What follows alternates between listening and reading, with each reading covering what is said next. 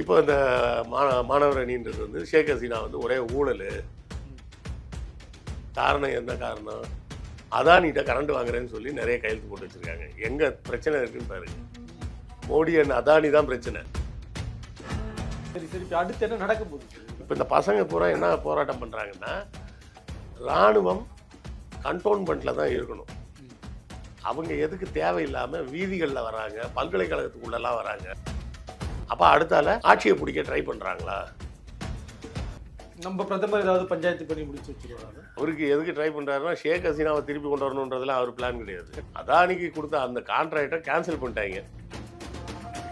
Full பவரோட ராணுவம் வந்து நம்ம என் ஒருத்தன் கண்ட்ரோலில் தான் இருக்குது அப்படின்றது எப்படி இருக்கும்? ஒரு ஆசை வரதானே செய்யும். கருப்பை புற்றுநோய் குறித்த சந்தேகங்களுக்கான தங்கம் ஹோப்பை இலவசமாய் அணுகுங்கள்.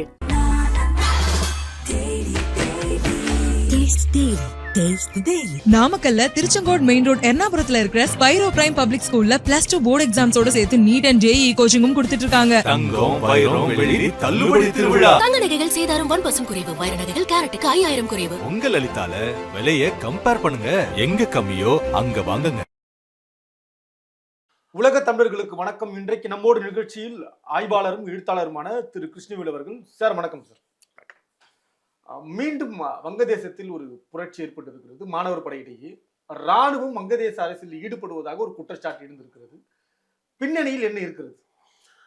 இந்த வங்கதேசம் வந்து உருவான நாளிலேருந்து இந்த இராணுவ பிரச்சனைன்றது ஒன்று இருந்துகிட்டே இருக்கு. அதுக்கு முக்கிய காரணமே என்னென்னா, நம்ம இந்தியாவை பொறுத்தவரை பார்த்திங்கன்னா முப்படை தளபதி அப்படின்ற ஒரு கான்செப்டே கிடையாது. முப்படை தளபதி யாருன்னு கேட்டிங்கன்னா குடியரசுத் தலைவர் தான். விமானப்படைக்கு தனியாக ஒரு தளபதி இருப்பார், கப்பற்படைக்கு தனியாக ஒரு தளபதி இருப்பார், இராணுவத்துக்கு தனியாக ஒரு தளபதி இருப்பார். இராணுவ நாடுகளில் நம்ம நாட்டில் இராணுவத்துக்குன்னு நான் சொல்கிறது வந்து நிலத்தில் இருக்கக்கூடிய படை. இந்த 3 பேராக எதுக்கு தனித்தனியாக வச்சுட்டு அதுக்கு சென்டராக ஒருத்தரை போடாமல் வச்சுருக்கிறாங்க அப்படின்னா, 3 பேர் ஒன்றா சேர்ந்து ஒரு முடிவு எடுக்க முடியாது. 2 பேர் தானே பேசி கூட ஒரு முடிவு வந்துடுவாங்க. நீ அந்த பக்கம் காக்கி நாடாவை நீ வச்சுக்கோ, அதுக்கு அந்த பக்கம் நான் வச்சுக்கிறேன்னு பேசி ஒரு முடிவுக்கு வந்துடுவாங்க. 3 பேராக சேர்ந்து ஒரு முடிவு எடுக்க முடியாது. எதுக்காக என்ன முடிவு எடுக்க முடியாதுன்னா, இராணுவத்தை எதிர்த்து வேறு யாரும் எந்த வேலையும் செய்ய முடியாது, அரசு உட்பட. ஆமாங்க. மோடி வந்து என்ன, மோடிக்கு எதிராக இப்போ இந்திய இராணுவம் புரட்சி பண்ணுறாங்கன்னு வச்சுக்கோங்க. மோடி என்ன ஒரு துப்பாக்கி எடுத்து சுடுவாரா என்ன? மோடி இல்லை, ட்ரம்ப் என்ன துப்பாக்கி எடுத்து சுட்டுருவாரா? அதனால தான் எப்போதுமே மற்ற நாடுகள் எல்லாம் பார்த்தீங்கன்னா என்ன செய்வாங்கன்னா, இராணுவத்தை வந்து ஒரே தலைமையின் கீழே வைக்க மாட்டாங்க. அப்படி வச்சா மிலிட்ரி கூப் அப்படின்னு சொல்லக்கூடிய இராணுவம் ஆட்சியை கைப்பற்றக்கூடிய அந்த ஒரு நிலை ஏற்படும். இது என்ன ஆகிப்போச்சுன்னா, இந்தியா பாகிஸ்தானாக பிரியும் போது அவங்க வந்து பாகிஸ்தான் சைடில் ஒரு தப்பு பண்ணிட்டாங்க. இராணுவத்துக்கு மொத்தமாக ஒரு தலைமைன்னு வச்சுட்டாங்க. 3 படை தளபதியும் இன்னொரு தளபதிகிட்ட ரிப்போர்ட் பண்ணணும். அப்போ அவர் சொல்கிறத முப்படையும் கேட்கும் அப்படின்ற ஒரு இடம் வந்துடுது. இந்த இந்தியா பிரிவினையின் போது என்ன பண்ணுறாங்கன்னா, நார்த் வெஸ்ட் ஃப்ரான்டியர் ப்ராவின்ஸ், அதாவது இன்றைய பாகிஸ்தான் சொல்லக்கூடிய பகுதிகளை தனி நாடாக பாகிஸ்தானாக அறிவிக்கிறாங்க. ஆப்கானிஸ்தானோட கொஞ்சம் பார்ட்ரு, இந்த லாகூர், மற்ற பகுதிகள், பஞ்சாப், சிந்து மாகாணங்கள், இது எல்லாத்தையும் சேர்த்து வெஸ்ட் பாகிஸ்தான் இல்லை வெறும் பாகிஸ்தான் அப்படின்னு அனௌன்ஸ் பண்ணிவிட்டு வங்கதேசத்தை மட்டும் ஈஸ்ட் பாகிஸ்தான்னு கொடுக்குறாங்க. ஸோ பாகிஸ்தான் பிரிவதற்கு முன்பாகவே பார்த்தோம்னா, ஆங்கிலேயர்கள் வந்து நிர்வாக வசதிக்காக பெங்கால் அப்படின்னு சொல்லக்கூடிய அந்த மாநிலத்தை 2ஆக பிரிச்சிடுறாங்க. ஆங்கிலேயர்கள் தான். ஆமாம், ஆங்கிலேயர் காலத்திலே பிரிச்சிடுறாங்க. ஏன்னா அப்போ வந்து நிர்வாகத்துக்கு ரொம்ப சிக்கலாக இருக்குது, ரொம்ப பெரிய மாநிலமாக இருக்குது அப்படின்னா அவங்க போய் சொன்னாங்க. உண்மை அது இல்லை, அது வந்து இந்துக்கள் இஸ்லாமியர்களை பிரிக்கும் நோக்கத்தோடு செஞ்சது தான். ஆனால் அப்படி பார்க்க போனால் இப்போ இருக்க மெட்ராஸ் ப்ராவின்ஸு எதெல்லாம் இருந்ததுன்னா, இப்போ இருக்க ஆந்திரா, கொஞ்சம் கேரளாவோட கொஞ்சம் பகுதி, இப்போ இருக்க தமிழ்நாடு, கர்நாடகாவில் கொஞ்சம் பகுதி, அப்புறம் அப்படியே போனீங்கன்னா ஒரிசா வர எல்லாமே சேர்ந்து தான் மெட்ராஸ் பிரசிடென்சியாக இருந்தது. அதை பிரிக்கல அவங்க. ஆனால் வங்கதேசத்தை பிரித்தாங்க. ஏன்னா எல்லாரும் ஒரே மொழி பேசுகிறாங்க, ரொம்ப பெரிய சைஸாக இருக்குது அப்படின்னு சொல்லிட்டு என்ன பண்ணிட்டாங்க, ஈஸ்ட் பெங்கால் வெஸ்ட் பெங்கால்னு 2ஆக பிரிச்சிடுறாங்க. பிரித்து ஈஸ்ட் பெங்காலில் முஸ்லீம்ஸ் போயிடுங்க, வெஸ்ட் பெங்காலில் ஹிந்துஸ் வந்துருங்க, அதான் அட்மினிஸ்ட்ரேஷனுக்கு ஈஸியாக இருக்கும்னு சொல்லி அந்த பிரிவினையை அப்போயே ஆரம்பிச்சிட்டாங்க. அதாவது பாகிஸ்தான் பிரித்தா என்ன நடக்கும் அப்படிங்கிறதுக்கான முன்னோட்டம் தான் அது.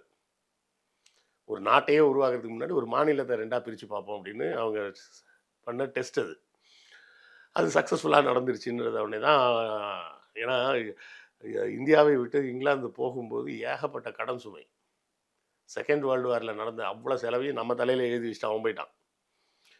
செகண்ட் வேர்ல்டு வாருக்கு செலவு பண்ணதான் அவன். நம்மளா போய் செகண்ட் வேர்ல்டு வாரில் சண்டை போடுன்னு சொன்னோம். அவன் போய் செகண்ட் வேர்ல்டு வாரில் சண்டை போட்டுவிட்டு கடன் சுமை நம்ம தலையில், அந்த செலவு பூரா நம்ம கணக்கில் எழுதி வச்சுட்டு போயிட்டான். அதுதான் இந்தியாவின் கடன் அப்படின்னு சொல்லிட்டு இருக்கோமே, அதுதான் அந்த கடன். அவன் போகும்போது 220 கோடியோ என்னவோ மிச்சம் வச்சுருந்துருக்கான். அதில் 150 கோடியை நமக்கு கொடுத்துட்டு 70 கோடியை பாகிஸ்தான்கிட்ட கொடுத்துட்டான், தனியாக பிரித்து. ஏதோ பணம்லாம் கொடுத்துருக்கானே அப்படின்னா பணத்தை விட அதிகமாக கடனை வச்சுட்டு போயிட்டான்.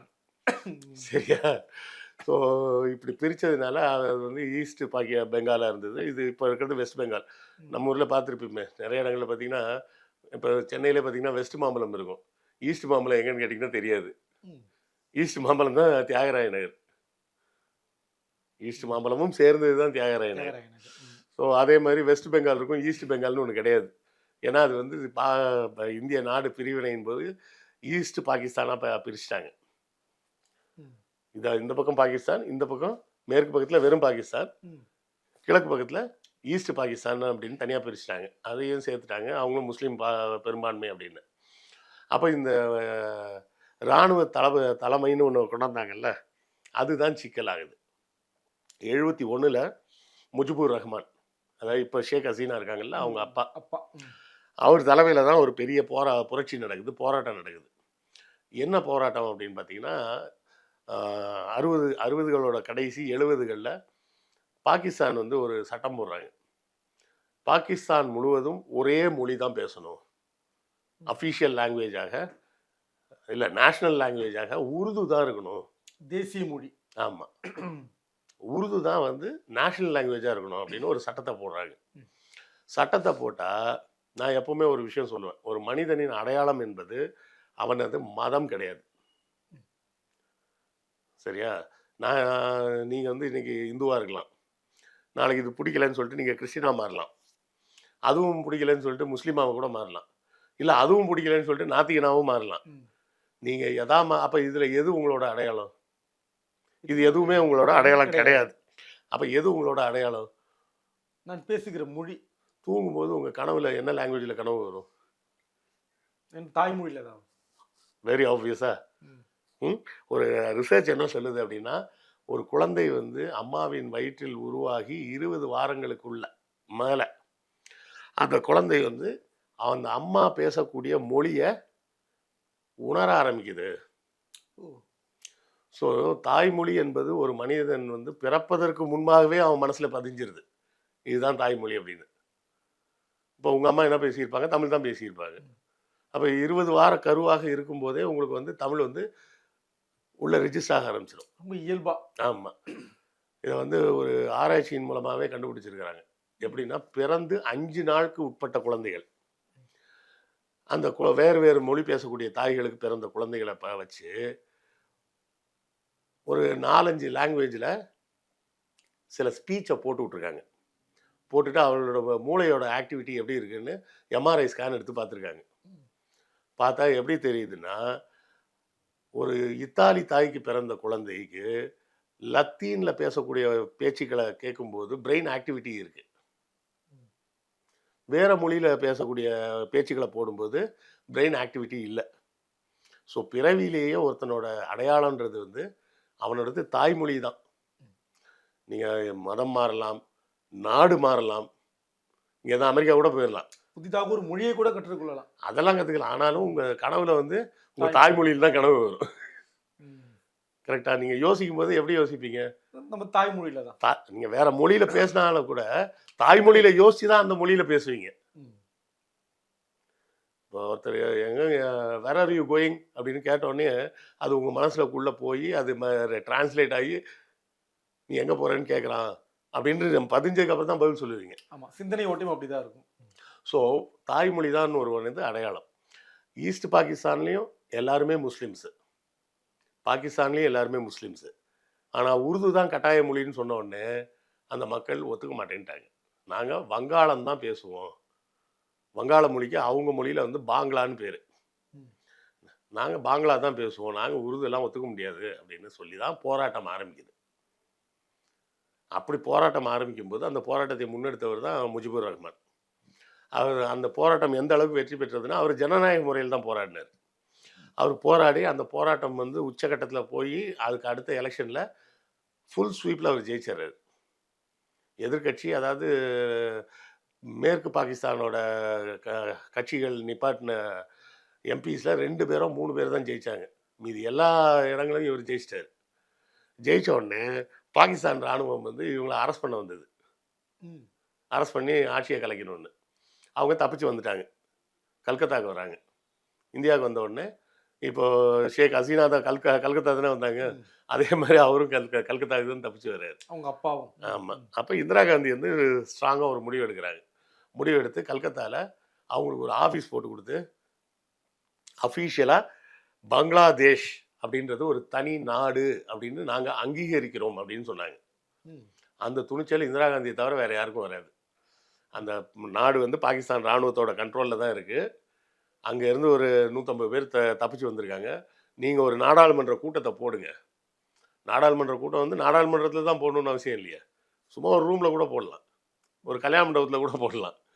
அப்படி தான் போட்டு பங்களாதேஷின் தனி நாடாக அறிவிக்கிறாங்க. அறிவித்த பிறகு பார்த்தீங்கன்னா ஃப்ரான்ஸு, அமெரிக்கா போன்ற நேட்டோ நாடுகள்லாம் வந்து இந்தியாவை எச்சரிக்கிறாங்க. ஏன்னா அமெரிக்கா வந்து பாகிஸ்தானுக்கு ஆதரவு. அப்போ நீங்கள் பாகிஸ்தான் மீது நடவடிக்கை எடுத்தீங்கன்னா அமெரிக்கா உள்ளே வரும். அமெரிக்கா உள்ளே வந்தால் நேட்டோ நாடுகளாகிய நாங்களும் வர வேண்டியிருக்கோம் பாகிஸ்தானுக்கு ஆதரவாக அப்படின்னாங்க. அப்போ இந்திரா காந்தி தான் ஃப்ரான்ஸ் பிரசிடெண்ட்டை மீட் பண்ணி பேசி என்ன சொல்ல வைக்கிறாங்கன்னா, நாங்கள் போரை முன்னெடுக்காமல் பாகிஸ்தான் முதல்ல போர் தொடுத்தால் அப்போ உங்கள் ஸ்டாண்ட் எப்படி இருக்கும் அப்படி இல்லை, அப்போவும் வந்து தானேங்க ஆகணும் ஒன்று. அப்போ வந்தீங்கன்னா எப்படிங்க நியாயமாக இருக்கும்? நாங்கள் ஒன்றுமே பண்ணாமல் எங்களோட டிஃபென்ஸுக்கு தானே நாங்கள் சண்டை போட போகிறோம். அப்போவும் நீங்கள் அவன் பக்கம் நிற்பேன்னு சொன்னீங்கன்னா எப்படி நியாயம்னு அவர் ஒத்துக்கிறார். சரி, பாகிஸ்தான் முதல்ல சண்டையை ஆரம்பித்தா அப்போவும் அமெரிக்கா வரும், ஆனால் நாங்கள் வரமாட்டோம் அப்படின்னு அவர் ஒப்புதல் கொடுக்குறாரு. ஃப்ரான்ஸ் இன்னும் சில நாடுகள். அமெரிக்காலையும் போய் இவங்க பேசி பார்க்குறாங்க இந்திரா காந்தி. அந்த ஆள் நீங்கள் போர் தொடுத்தாலும் சரி, பாகிஸ்தான் போர் தொடுத்தாலும் சரி, எப்படினாலும் சரி நாங்கள் வந்து தான் ஆகும் அப்படின்னு வியாபாரம் உண்டு. ஆமாம் அப்படின்னு சொல்லிட்டு போயிட்டார். ஸோ அமெரிக்காவோட அப்போ நிக்சன் தான் பிரசிடெண்ட். அவர் அந்த பேச்சுவார்த்தை தோல்வியில் தான் முடியுது. இந்திரா காந்தி வந்துடுறாங்க. அப்போ ஒரு குறிப்பிட்ட நாளில் பாகிஸ்தான் வந்து இந்தியா மேலே பாம்பு போடுறாங்க, தாக்குதல் நடத்துகிறாங்க, வான்வெளி தாக்குதல் நடத்தியவுடன் இந்திய இராணுவத்தோட தலைவரை கூப்பிட்டு கேட்குறாங்க, இப்போது அமெரிக்காவோட கப்பற்படை எங்கே இருக்குது? ஆஸ்திரேலியா கிட்ட இருக்குது. இன்றைக்கி நீங்கள் கிளம்புனீங்கன்னா எத்தனை நாளில் உங்களால் பங்களாதேஷை பிடிக்க முடியும்? 12 நாளில் பிடிச்சிட முடியும் அப்படின்னு. 12.5 டே பிடிக்க முடியும் அப்படின்னாங்க. அந்த கப்பற்படை இங்கே இந்த இந்திய கடற்கரைக்கு வந்து சேர எவ்வளோ நாள் ஆகும்? 13 நாள் ஆகும். அப்போது ஒரு விண்டோ ஆஃப் 12 ஹவர்ஸ் தான் இருக்குது. இந்த 12 மணி நேரம் 12 ஹவர்ஸ் கேப்பை வச்சு கரெக்டாக அடிக்க முடியுமாண்ணா? நீங்கள் ஓகேன்னு சொன்னால் இந்த நிமிஷம் நாங்கள் கிளம்புறோம் அப்படின்றாரு. உடனே கிளம்பி அப்படின்னாங்க. உடனே கிளம்பி போய் அங்கே இருந்த பாகிஸ்தான் இராணுவத்தை நல்லிஃபை பண்ணி பிடிச்சி பங்களாதேஷை தனி நாடாக பாகிஸ்தான் இராணுவம் சரணடையுது. அதுக்கப்புறம் தான் கப்பல் வந்து சேருது. வந்து பார்த்துட்டு கடற்கரையிலேயே, ஏன்னா அமெரிக்காவோட கணக்கு என்னென்னா, பாகிஸ்தான் இராணுவத்தை வந்து இந்திய இராணுவத்தை வந்து பாகிஸ்தான் இராணுவம் அடிக்கும். அப்போ கூடவே அமெரிக்காவும் வந்து சேர்ந்து அடிக்கலான்னு. இவங்க வர்றதுக்கு முன்னாடி இவங்க சரண்டர் ஆகிட்டாங்க. அப்போ ஒன்றும் பண்ண முடியாதுன்ற நிலைமையில் அமெரிக்கா திரும்பி போயிடுச்சு. அமெரிக்காவை தோற்கடித்த பெருமை, அதாவது சண்டைக்குள்ளே வரவிடாமல் செஞ்ச பெருமை வந்து இந்திரா காந்திக்கு மட்டும்தான் உண்டு. மற்ற நாடுகள்லாம் அவர் தான் நாட்டாமல் உடனே கிளம்பி போயிடுவார். சதாம் ஹுசேன் வர கிளம்பி போயிடுவார்.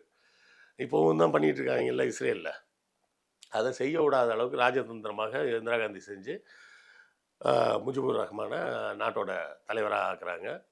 அப்போ அவர் பெருமையோடு சொன்னது வந்து, இனிமேல் நம்ம வந்து அவங்கள வந்து வெறும் இந்திரான்னு சொல்லக்கூடாது, நம்மளுடைய அன்னை இந்திரான்னு தான் சொல்லணும். இன்னைக்கும் பங்களாதேஷ் இந்தியாவுக்கு கடமைப்பட்டிருக்கு, என்றைக்கும் அந்த நன்றியை நம்ம மறக்கக்கூடாதுன்னு சொல்கிறார்.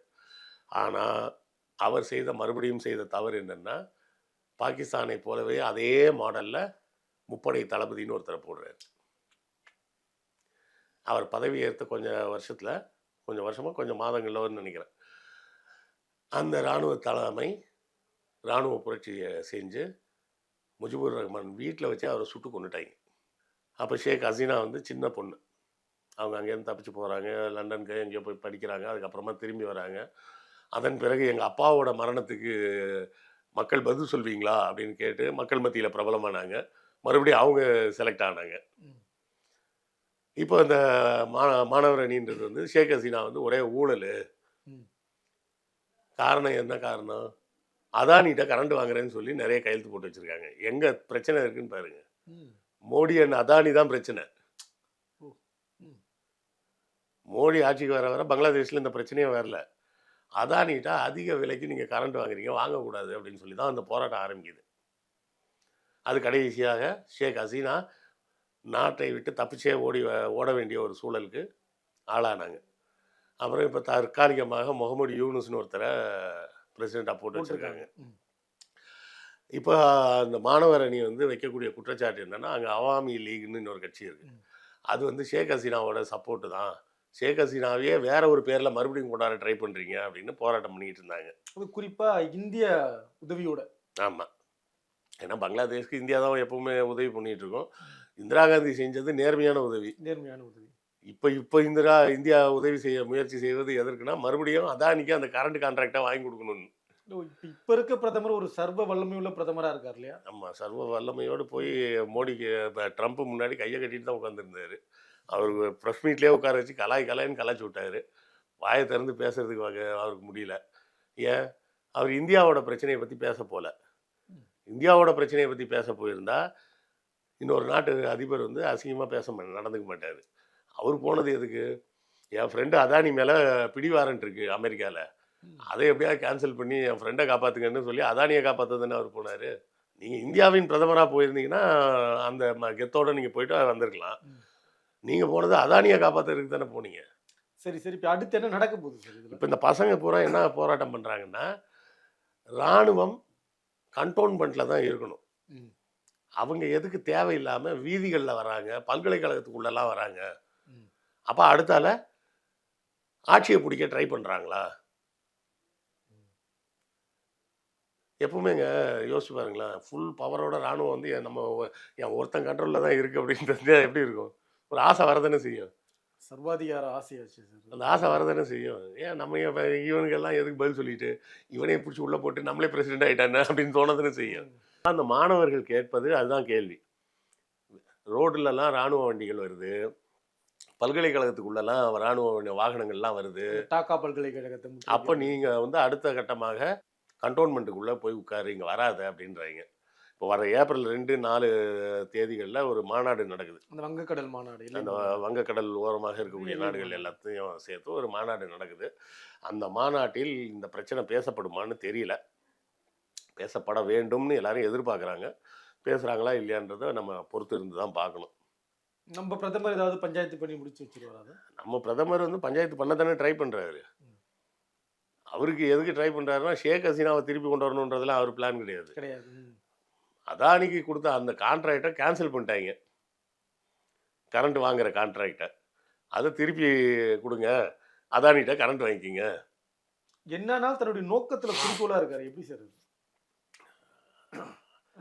அதாவது காவலருக்கு திருடனை பிடிக்கிறது நோக்கமாக இருக்கும், திருடனுக்கு பர்ஸ் அடிக்கிறதுல தான் நோக்கமாக இருக்கும்.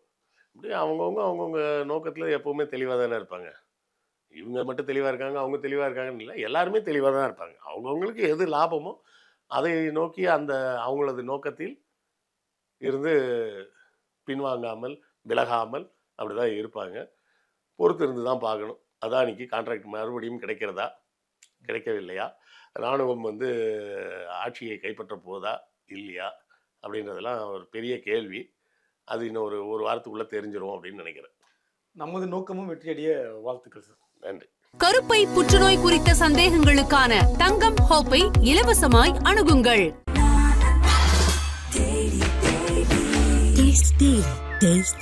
நாமக்கல்ல திருச்செங்கோடு மெயின் ரோட் எர்ணாபுரத்துல இருக்கிற ஸ்பைரோ பிரைம் பப்ளிக் ஸ்கூல்ல +2 போர்டு எக்ஸாம்ஸோட சேர்த்து நீட் அண்ட் ஜேஇ கோச்சிங்கும் கொடுத்துட்டு இருக்காங்க. தங்கம் வைரம் வெள்ளி தள்ளுபடி திருவிழா. தங்க நகைகள் சேதாரம் 1% குறைவு. வைர நகைகள் கேரட்டுக்கு 5000 குறைவு. உங்க லலிதால விலைய கம்பேர் பண்ணுங்க. எங்க கம்மியோ அங்க வாங்குங்க.